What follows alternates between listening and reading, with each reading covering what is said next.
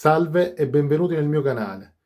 Vuoi realizzare un piccolo cancelletto, una recinzione da sovrapporre a un muretto in ferro pieno, ma non hai la saldatrice, non sai saldare e non ti conviene né acquistarne una né imparare perché l'utilizzo sarebbe molto dilatato nel tempo. Allora, come possiamo realizzare questo manufatto in ferro? Semplicemente ricorreremo a una tecnica in uso prima dell'avvento della saldatrice.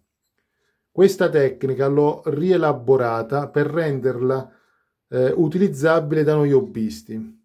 La prima cosa da fare è procurarsi ovviamente del ferro e prenderne la misura.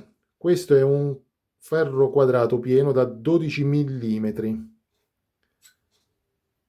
La metà di 12 è 6 mm giustamente, e andremo a tracciare la metà. Adesso poco si vede nel video, ma giriamo e tracciamo di nuovo la metà. Facciamo il caso che il nostro manufatto sia, non so, di 1 metro e vorremmo posizionarci delle barre verticali ogni tot centimetri a nostra scelta, a seconda del vostro progetto. Quindi andremo a segnare tutti i vari pezzi. Qui esempio è diviso a metà, 6 mm. Lo voglio posizionare così. Andrò, mettendomi a squadro, a segnare questa parte. Ora, come vedete, qui c'è la metà.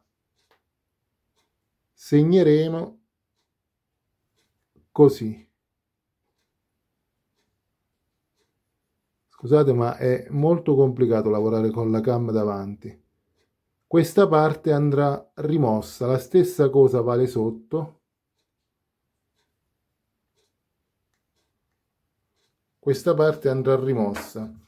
Lo stesso, questa è la parte orizzontale, come abbiamo detto. Lo stesso lavoro lo ha fatto sulla parte verticale.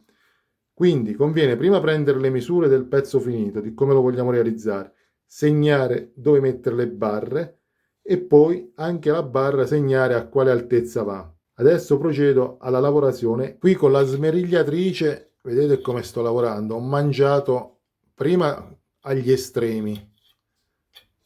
Mi raccomando, il pezzo va ammorsettato. Adesso lavorerò in modo da togliere questa parte centrale.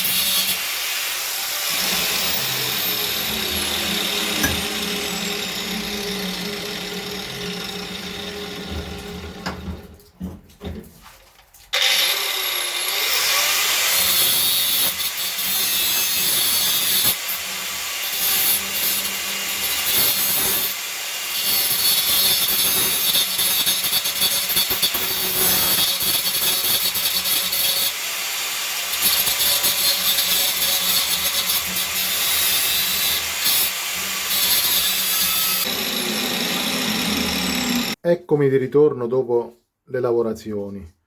questo è il pezzo orizzontale, vedete sono stati mangiati più o meno uguali, come avete visto nel piccolo filmato di quando stavo lavorando, ho fatto tutto con la smerigliatrice, ma con una lima quadra si potrebbe ripassare per ottimizzare il pezzo, ma insomma è sufficiente anche così, perché guardate adesso come si incastrano. Ora andremo a praticare un foro al centro. Ecco qui, forati. Mettiamo così, passiamo questa semplice vite, andiamo ad avvitare. Questa è la prima vite che ho trovato a portata di mano, però vedete? I toni ciechi sono questo tipo, questi sono in plastica e metallo, ma esistono quelli completamente in ottone, quindi sarebbe un bel effetto estetico avere due parti semisferiche in ottone che escono dal ferro, magari con un colore a contrasto, oppure potete anche comprare, esistono anche non in ottone ma in metallo, e verniciarli color ottone o color argento. C'è anche un altro vantaggio con questo sistema che ho ripreso dalla storia del ferro. Cioè uno si può preparare tutti i pezzi, basta, mi raccomando, a prendere bene le misure, poi verniciarseli, ad esempio qua dentro uno ci può passare anche l'antiruggine, e poi alla fine, quando è tutto pronto, andare sul posto, montare i pezzi e sistemarli al muro, o se è un piccolo cancello, a seconda del manufatto che avete scelto di realizzare. Un sistema antico ma molto, molto utile, anche se ci vuole un po' di tempo, ma non più di tanto. Una volta i fabbri non utilizzavano certo la smerigliatrice, esisteva una macchina chiamata, esiste tuttora la macchina, brocciatrice, praticamente era, grossolanamente parlando, una lima conica, a seconda della regolazione mangiava il ferro che serviva. Però lo avevano solo i fabbri un po' più industriali, Quelli comuni non avevano, utilizzavano una tecnica a sovrapposizione con due piastre laterali, che poi diventava un macello quando andava riverniciato, perché la ruggine si infiltrava tra le due parti. In questo caso,